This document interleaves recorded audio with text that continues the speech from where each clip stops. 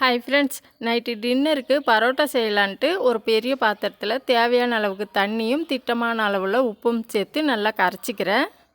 இந்த தண்ணிக்கு தகுந்த மாதிரி மைதா மாவை சலித்து எடுத்துக்கிறேன். நீங்கள் கோதுமை மாவில் கூட செய்யலாம், சூப்பராகவே வரும். பரோட்டா நம்ம வீட்லேயே கொஞ்சம் மெனக்கட்டு செஞ்சோன்னா கடையில் வாங்குகிற டேஸ்ட்டில் நம்ம வீட்லேயே தயார் பண்ணிடலாம்.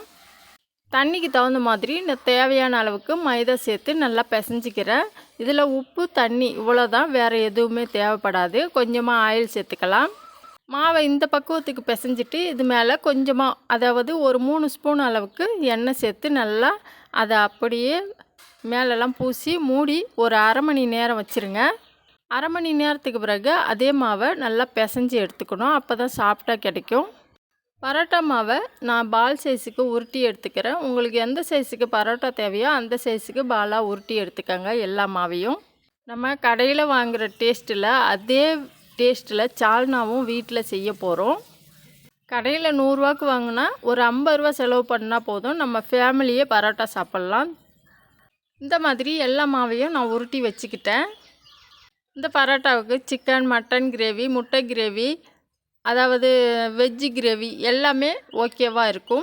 உருண்டைகள்லாம் ஒரு பாத்திரத்தில் சேர்த்துட்டு அந்த உருண்டைகள் முழுகிற அளவுக்கு எண்ணெயை சேர்த்து நல்லா நான் ஊற வச்சுக்கிறேன் ஒரு 2 மணி நேரத்துக்கு. எண்ணெய் இவ்வளோ ஜாஸ்தியாக ஊற வைக்கிறோமே, எண்ணெய்லாம் வேஸ்ட்டாக ஆகிடுமேன்னு நினைக்காதீங்க. நம்ம 2 மணி நேரத்துக்கு பிறகு அதே எண்ணெயை நம்ம சேவ் பண்ணி வச்சுக்கலாம்.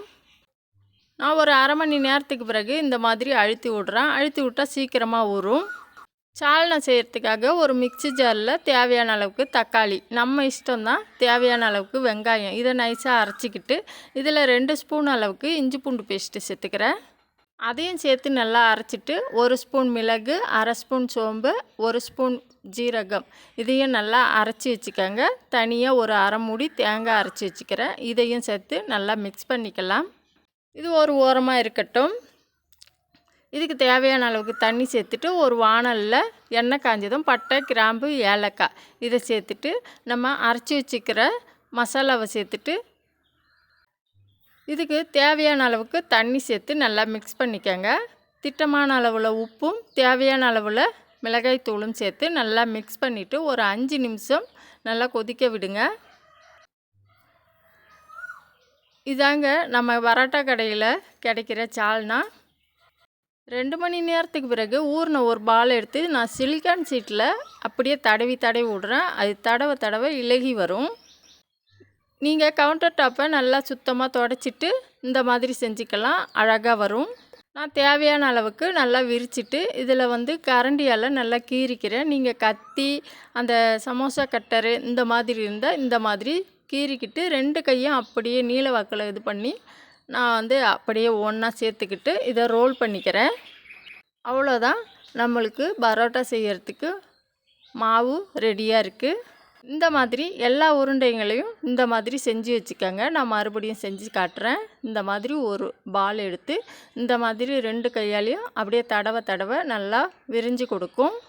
இப்போது அந்த கட்டரை எடுத்து நம்ம கீற வேண்டியதாக, மெலிசாக கீறுனா நம்மளுக்கு லேயராக கிடைக்கும். நான் இதை ஒரு வீடியோவில் தான் பார்த்தேன். அந்த ஆர்வத்தில் தான் நான் இன்றைக்கி டின்னருக்கு பரோட்டா செய்கிறேன். அவ்வளோதான், இந்த மாதிரி எல்லா உருண்டையும் செஞ்சு வச்சுக்கோங்க. இப்போ சால்னா கொதித்து வந்திருக்கு. இந்த ஸ்டேஜில் கொஞ்சமாக கருவேப்பிலை சேர்த்துட்டு அடுப்பை சிம்மில் வச்சுக்கோங்க. எண்ணெய்லாம் பிரிஞ்சு வந்ததும் இறக்கிடலாம். நான் இப்போ தோசைக்கல்லில் தாராளமாக எண்ணெய் ஊற்றி இந்த மாதிரி பொன்னிறம் வர்ற மாதிரி, அதாவது கோல்டன் ப்ரௌன் கலர் வர்ற மாதிரி நல்லா பொரித்து எடுத்துக்கிறேன். இந்த மாதிரி ஒரு 5-6 செஞ்சதும் சூடாக இருக்கும்போதே தட்டி எடுத்துக்கோங்க. நான் தட்டுறதை காட்டல, வீடியோ நானே எடுக்கிறதால என்னால் முடியலை. இப்போ பரோட்டா ரெடி ஆகிடுச்சு. இங்கே பாருங்கள் எவ்வளோ லேயராக வருது பாருங்கள். சாப்பிடவும் அழகாக இருக்கும், சூப்பராக இருக்கும். இந்த சால்னாவுக்கும் இந்த பரோட்டாவுக்கும் சூப்பரான ஒரு டின்னரு ரெடி ஆயிடுச்சு.